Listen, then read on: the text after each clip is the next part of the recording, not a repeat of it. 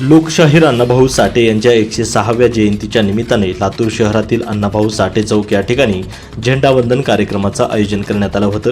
यावेळी माजी मंत्री तथा सहकार महर्षी दिलीपरावजी देशमुख यांच्या हस्ते अण्णाभाऊ साठे यांच्या पूर्णाकृती पुतळ्याजवळ असलेल्या ठिकाणी झेंडावंदन करून अण्णाभाऊ साठे यांना अभिवादन करण्यात आले। यावेळी पक्षाचे पदाधिकारी, कार्यकर्ते आणि समाजातील विविध संस्था संघटनांचे पदाधिकारी तसेच समाज बांधव देखील मोठ्या संख्येने उपस्थित होते। यावेळी सहकार महर्षी दिलीपरावजी देशमुख यांनी अण्णाभाऊ साठे यांच्या जयंतीनिमित्त सर्व समाज बांधवांना शुभेच्छा दिल्या आहेत। तर आरक्षणाच्या वर्गीकरणावरून दोन समाजात तेढ निर्माण होऊ नये याची काळजी घेण्याचं आवाहन देखील सहकार महर्षी दिलीपरावजी देशमुख यांनी केलं आहे। नितीन बनसोडे, एकमत डिजिटल, लातूर। मार्गदर्शन आहे, त्याच्यामुळं मी पाहतो पिराजीची धडपड रोज सकाळी मला साई शुभ सकाळ अशा पद्धतीचा मेसेज, मी साई भक्त असल्यामुळं कधी कसं मी ओळखलं हा हुशार आहे म्हणजे एखाद्याच्या हृदयात कसं घुसावं हे आवश्यक आहे।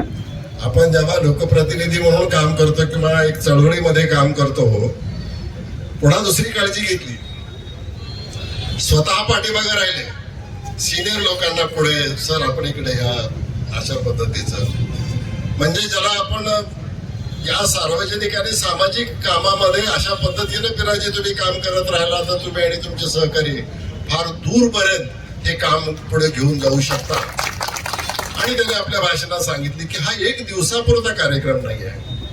मला तुम्ही सगळ्यांनी जेव्हा अध्यक्षपदाची जबाबदारी दिली तर संबंध वर्षभरामध्ये आपल्याला दर महिन्याला एखादा तरी मोठा कार्यक्रम घेऊन अण्णाभाऊंचे विचार, अण्णाभाऊंचं कार्य, अण्णाभाऊंचा त्याग, या सगळ्या गोष्टी आपल्याला सर्वसामान्य लोकांच्या पर्यंत घेऊन जायच्या। आणि हे करत असताना आपल्याला माहिती आहे की अण्णाभाऊंनी महाराष्ट्राच्या चळवळीमध्ये फार मोठं योगदान देत असताना सातत्यानं त्यांनी डॉक्टर बाबासाहेब आंबेडकरांना सुद्धा आपला आदर्श त्या ठिकाणी मानलेलं होतं। आणि म्हणून डॉक्टर बाबासाहेब आंबेडकरांपेक्षा अण्णाभाऊ साठेंचे फार वेगळे विचार आहेत असं कृपा करून अलीकडच्या काळातल्या मागण्यामुळे तो गैरसमज लोकांचा होऊ नये हे आपण समजून घेतलं पाहिजे।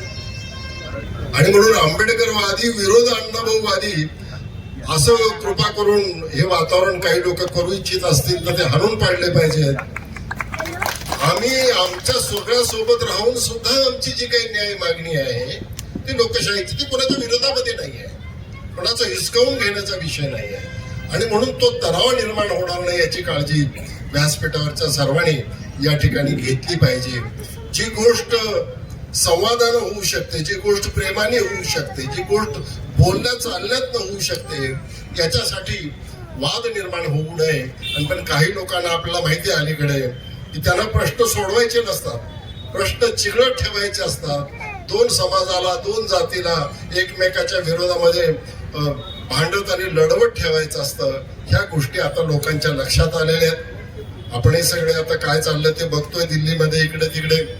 आणि म्हणून पुन्हा एकदा आपल्याला जे अण्णाभाऊ साठेंचे विचार होते, मला सगळं काही, मी त्यांच्या काही कादंबऱ्या मला फकीरा असेल, जयवंत असेल अशा काही वाचण्यामध्ये आल्या उत्सुकतापोटी। एक ख्यातनाम अशा प्रकारचे सिद्धास्त लेखक म्हणून, कवी म्हणून, मग सिनेमामध्ये त्यांनी ज्या काही पोवाड्या असतील, लावण्या असतील, एक चांगल्या पद्धतीचं काम करत असताना कामगाराच्या हक्काच्या बाबतीमध्ये मात्र ते सातत्यानं मुंबई आणि मुंबई प्रांत तेव्हा होता त्या सगळ्या ह्याच्यामध्ये त्यांनी चळवळ चालू ठेवलेली आहे। आणि म्हणून समजून घेतलं पाहिजे की आपल्या पुराणामध्ये आपण असं मानतो की पृथ्वी ही शेषनागाच्या फड्यावरती उभी राहिलेली आहे वगैरे।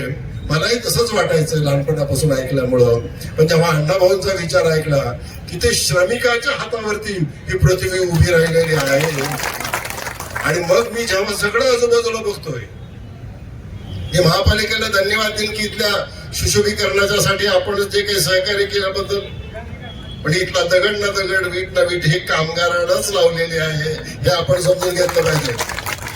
तुमचे माझे घर सुद्धा इंजिनियर नकाशा काढून देईल, तुम्ही पैसे द्याल, पण ते कामगाराशिवाय उभं राहू शकत नाही। मग ते शेती असो, कारखानदारी असो, कुठलंही काम। आणि म्हणून श्रमिकाला कमी समजून चालणार नाही। केवळ उद्योगपतीचा आणि श्रीमंत माणसाचा सन्मान आपण ठेवून चालणार नाही, तर श्रमिकाला सुद्धा तेवढाच सन्मान, तेवढाच मान. पैसे तुम्ही कदाचित त्याला देऊ शकणार नाही, पण माणूस म्हणून तरी जगण्याचा अधिकार आपण.